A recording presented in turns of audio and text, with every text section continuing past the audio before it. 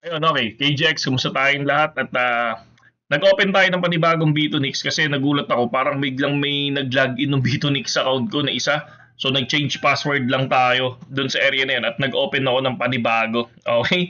So, pero okay lang to. Dito naman tayo nagtitrade ng B2Nix eh. So far, hindi nyo makikita yung buy and sell natin dito kasi nandun sa kabila. So, tomorrow ko na lang i-open yun ulit. So, para lang safe. Okay? So, ngayon, kung mapapansin natin dito, eto na siya, oh.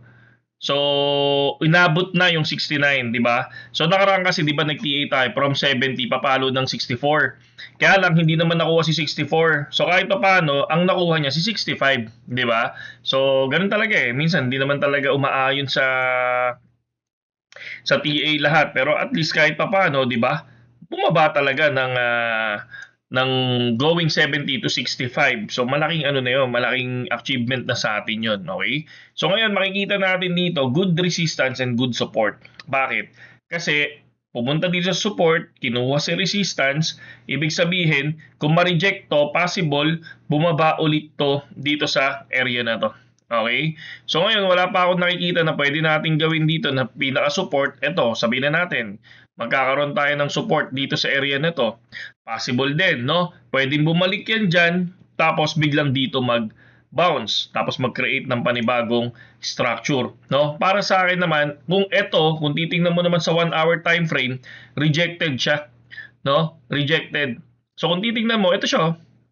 'Di ba? Hindi dito huminto talaga yung candle above sa ilalim. So possible baka magkaroon to ng pababa, no? So we'll see, no? Tingnan natin 'yan kasi syempre kahit papaano naman dapat tinitingnan natin maigi at pinag-aaralan natin yung bawat galaw, 'di ba? Sabi ko nga sa inyo, hindi naman ako nag-future ng ano eh, ng BTC eh. 'Di ba? Ang ginagawa natin sa BTC is bumibili lang, no? Bili lang tayo ng bili, ETH, BTC and ADA. Okay? So ngayon, punta tayo dun sa trade ko na yung losers trade and gainers trade strategy, mga kapatid, no? So pero ito, kung paano ko ginagawa, i-discuss ko to sa Discord, no? So by April 3, so bukas gagawa na ako ng Discord, no? So kung gusto niyo sumali, no, pwede niyo naman akong i-PM dun sa Telegram natin, ma-invite ko kayo doon. Pero dapat gamit niyo yung link natin sa description, B2Nix or BitGet, pwede niyo gamitin 'yan. So far, ang trade natin ngayon for the gainers trade strategy, eto na siya, no? So si Siren is nasa 239 percent na tayo or 200 profit. And dito naman kay Noms, gainers trade strategy yan. Ito losers trade strategy to eh.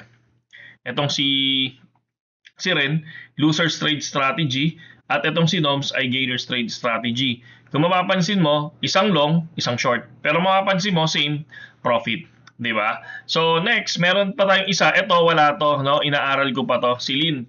Si Lin is not a losers, is not a gainers trade, no? Kumbaga, meron lang akong tinitingnan sa kanya kung paano naman ako magti-trade ng nasa middle. Okay? Si gainers trade and losers trade kasi, based yan sa percentage. Walang indicator na ginagamit dito kasi, again, nakwento ko naman na yan. Kaya ako gumawa ng ganitong klaseng formula, no? Kasi para lang at least kahit papaano, gusto ko mag-trade nang wala akong iniisip. Parang ganun. Kasi marami tayong ginagawa, no? Nandoon tayo sa bukid, tapos nandoon tayo sa bukid, meron tayong inaasikaso doon, tapos papagawa tayo ng bahay. So ako, ang gusto ko lang, yung parang open trade. No? Kumbaga parang bahala na. Parang ganyan. Basta ang importante sa akin, yung percentage na yun, makuha.